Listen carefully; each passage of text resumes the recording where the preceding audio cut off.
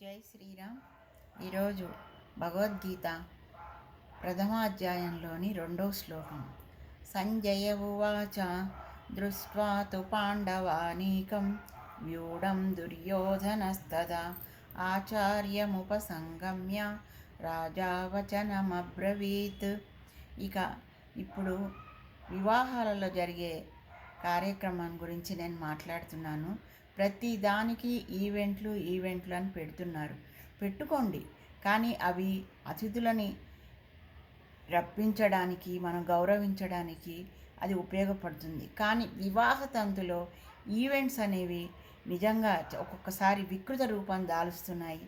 నిన్న ఒక పెళ్ళికి వెళ్తే అక్కడ అక్షింతలు వేయటానికి మనం పిలిచిన వాళ్లే కదా వచ్చేది. పురోహితులు చెప్పే మంత్రాలు ఒక్కళ్ళు వినరు.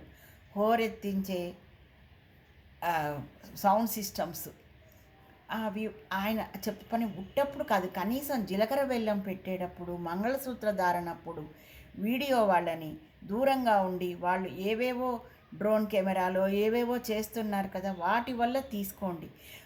వివాహితులకి అర్థం చెప్పడానికి ఉపక్రమించే పురోహితులను కూడా పక్కకు తోసేసి, ఏమండి మీరు ఆగండి, ఇలా స్టిల్ ఇవ్వండి, మంగళసూత్రం ఇలా పట్టుకోండి, తల వంచండి, అట్లా అని కాదు.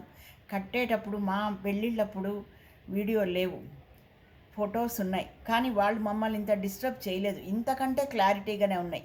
ఇన్ని రకాల ప్రొసీజర్స్ కూడా లేవు కదా. అప్పుడు ఏవో కెమెరాలు ఉండేవి, black and white, east colours reel, అవి అంతే. అప్పుడు నిజంగా ఎంత క్లారిటీగా ఉండేయో మా ఫోటోలు, చాలా బాగుండేవి బ్లాక్ అండ్ వైట్ ఫోటోలు కూడా. ఎప్పుడు 53 సంవత్సరాల క్రితం.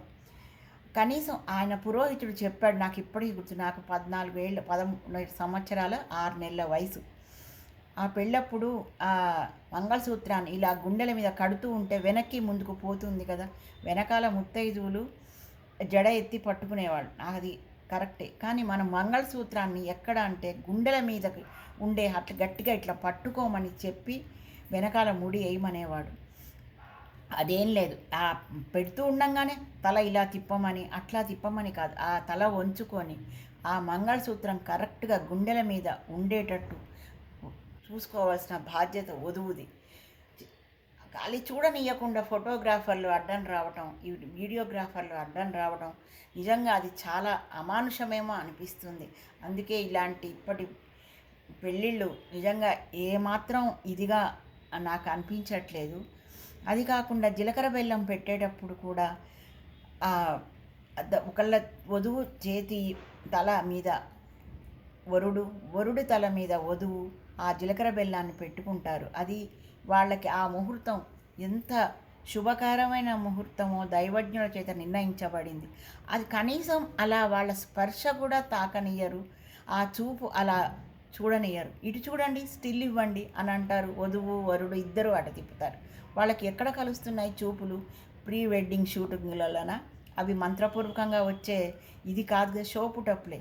మంత్రపూర్వకంగా వాళ్ళకి ఇద్దరి శరీరాలలో ఎన్ని వేల ప్రకంపనలు వస్తాయో, ఆజ్ఞాచక్రం మీద వాళ్ళు చేయి పెట్టగానే ధర్మ అర్థ కామ మోక్షాలకి మీ శరీరం ఇదిగా ఉండాలి, సిద్ధంగా ఉండాలి అని చెప్పడానికే ముందు చెప్తారు. నాతి చెరామి అన్న అర్థం తెలియదు, ధర్మేచ అర్థేచ కామేచ మోక్షేచ నాతి చెరామి అన్నదానికి అసలు ఎవరికైనా అర్థం తెలుస్తుందా? ఏదో కొన్ని ఇదివరకైతే మన ఈయన ఉండేవారు, విశ్వనాథ్ గారు ఉండేవారు. ఆయన సినిమాలలో కొంచెం ఏమైనా ధర్మభావాలు ఏమన్నా కనపడితే ఏమన్నా తెలిస్తే చెప్పలేను, కానీ ఎవరికి తెలుస్తున్నాయి వాటి అర్థాలు?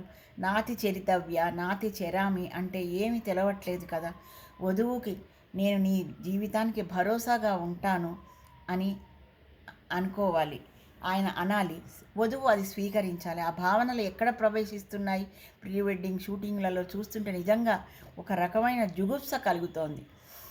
ఎలా ఉండాలి పిల్లలు? అప్పుడు చిన్నప్పుడు అష్టవర్షాత్ భవేత్ కన్య, అది కాదు అన్నారు, బాల్య వివాహాలు అన్నారు, అది అయిపోయింది.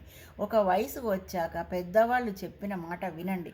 నేను మా మనవరాలకి చెప్పాను, వీడియోగ్రాఫర్ కూడా చెప్పా, తల తిప్పి చూడమని అనొద్దు, మీరు అది ఎలా తీస్తారో నాకు తెలీదు. మీ టాలెంట్ అందులో ఉపయోగించండి. ఆమె స్టిల్ పెడితే మీరు తీసేదేంటి అని చెప్పా. నా మనవరాలు కూడా అంతే చేసింది. నేను దానికి చాలా సంతోషించాను. మీరు అందరూ కూడా మీ పిల్లలకి చెప్పండి. పంతులు గారులకు స్ట్రిక్ట్గా చెప్పండి. వీడియోగ్రాఫర్లకు చెప్పండి. ఇంకా అది కాకుండా అసలు ఎవరెవరి అక్షింతలు వేసినా, కుంకుమ పెట్టినా, ఇక్కడ నుదుటి మీద పెట్టించుకోవడం, లేకపోతే వాళ్ళు బొట్టు పెట్టడానికి పిలవడానికి వస్తే కుంకుమలో వేయమనడం, నిజంగా అది ఎంత కుంకుమకాయలో వేయమన్నారు మొన్న. మా అత్తయ్య గారు ఉండేవాళ్ళు. మేము ఏవైనా నోములు పట్టి ఇవ్వడానికి తాంబూలం అలాంటివి అని పడితే ఇంటికి వచ్చాక మొహం తోముకొని ఇచ్చేవాళ్ళు కాదు. ఎందుకంటే ఏ అమ్మ చెయ్యి ఎలాంటిదో, ఏ మంగళస్వరూపిణి నీకు బొట్టు పెట్టిందో వాళ్ళ ఆశీర్వచనం మీకు ఉంటుందని మొహం తుడుచుకొనిచ్చేది కాదు, బొట్టు తుడుపుకొనిచ్చేది కాదు. మొహంతో ఎండాకాలం అత్తయ్య చికాకుగా ఉంది అంటే వద్దు, మామూలుగా కంఠస్నానం వరకే చేయి కానీ మొహం తుడుచుకోవద్దు అని చెప్పేది. అలాంటి వాళ్ళు చెప్తుంటే మేము విన్నాము, మేము పాటించాము. ఇప్పుడు కూడా పాటించండి దయచేసి. ఏదో చెప్తోంది సోది అని మాత్రం దయచేసి అనుకోకండి. ఎవరైనా పిలవడానికి వెళ్తే వాళ్ళు బొట్టు పెడితే, ఒక గృహిణి మనకు పెడుతుంటే మన అందం తరిగిపోతుందా? కుంకుమ వల్ల మన మొహం ఎంత వర్చస్తో పెరిగిపోతుంది.